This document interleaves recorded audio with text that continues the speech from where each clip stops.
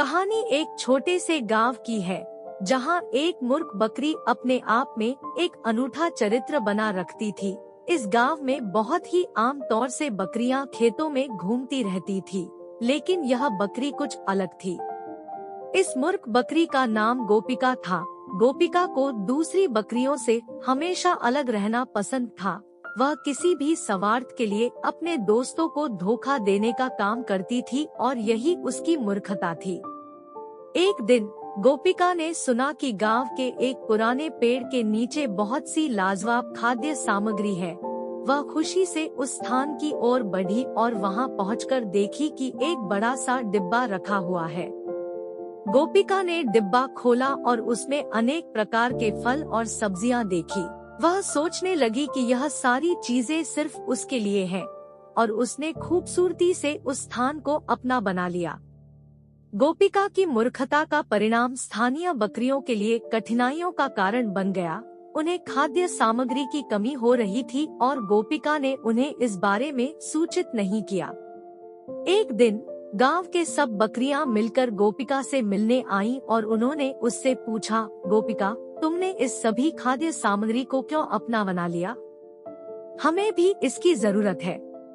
गोपिका ने हंसते हुए कहा, तुम लोग इतनी मूर्ख हो कि तुम्हें नहीं पता कि यह सभी चीजें सिर्फ मेरे लिए हैं। इस पर सभी बकरियां हैरान हो गई और एक बूंदूक के सामने गोपिका ने अपनी मूर्खता को समझा दिया। उन्होंने गोपिका को समझाया कि वह सभी के साथ साझा करना सीखे और अनेक बारीकियों को समझाते हुए कहा, हम सभी मिलकर खाद्य सामग्री को साझा करेंगे ताकि सभी को भरपूर भोजन मिले। गोपिका ने इस सुझाव को स्वीकार किया और उसने अपनी मूर्खता से मुक्ति पाई। अब सभी बकरियां मिलकर खाद्य सामग्री को साझा करती थी और गांव की बकरियां खुश रहने लगी। इस कहानी से हमें यह सीखने को मिलता है कि स्वार्थ के बजाय साझा करने में ही सच्ची खुशी होती है। गोपिका ने अपनी मूर्खता से सीखकर सामाजिक सहयोग और साझागिरी का मूल्य समझाया। गांव में साझागिरी की भावना फैलने के बाद बकरियां न केवल खाद्य सामग्री को साझा कर रही थी, बल्कि उनमें एक दूसरे के साथ मिलजुल कर रहने की भावना भी उत्पन्न हुई थी। इससे गांव में एक खुशहाल और समृद्ध सामूहिक जीवन का माहौल बना। एक दिन गांव के एक बुजुर्ग बकरी ने गोपिका को धन्यवाद दिया और कहा, तुम्हारी सीख ने हमें साझागिरी के महत्व को समझाया है। हम सभी एक दूसरे के साथ मिलकर अब खुशहाल जीवन जी रहे हैं।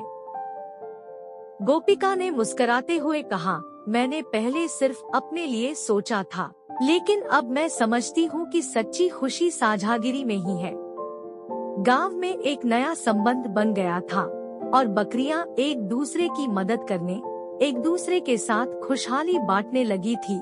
यह सबको एक दूसरे के प्रति अधिक समर्पित बना देने का एक सुंदर उदाहरण बन गया था। गोपिका ने अपनी मूर्खता को उचित समय पर सुधारकर गांव को एक नया दृष्टिकोण प्रदान किया। उसकी कहानी ने सबको यह सिखाया कि हमें स्वार्थ से बाहर निकलकर समृद्ध और समृद्धि का मार्ग अपनाना चाहिए। इस कहानी से हमें यह भी सीखने को मिलता है कि कभी कभी हमारी मूर्खता या स्वार्थपरता हमें खुशियों से वंचित कर सकती है, लेकिन यदि हम इसे सही दिशा में प्रयोग करें तो हम और भी सकारात्मक परिणाम प्राप्त कर सकते हैं।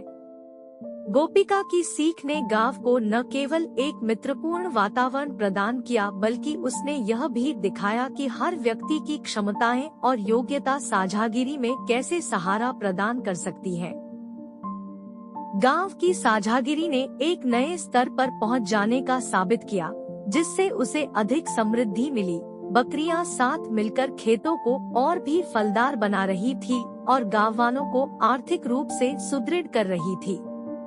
गोपिका ने समझाया कि साझागिरी में सम्मिलित होने से लोग एक दूसरे के साथ सहयोग करते हैं, जिससे समस्याएं भी आसानी से हल होती है। उसने सीखा कि एक व्यक्ति की सफलता उसके आसपास के समुदाय की सफलता से जुड़ी होती है। गांव वालों ने गोपिका की इस बदलावपूर्ण सोच को देखकर उसे गांव की सलाहकार बना दिया।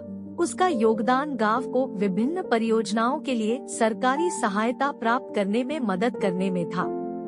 गोपिका की अद्भुत कहानी ने सिद्ध किया कि मूर्खता से भरी एक बकरी भी अगर सही दिशा में प्रेरित हो तो वह अपने समुदाय के लिए एक चमकता हुआ सितारा बन सकती है। गोपिका की कहानी ने हमें यह याद दिलाया है कि हर किसी का योगदान महत्वपूर्ण है और हमें अपनी अद्भुतता को साझा करने का समर्पण करना चाहिए। साझागिरी और सहयोग से ही समृद्धि और समाज में सकारात्मक परिवर्तन संभव है।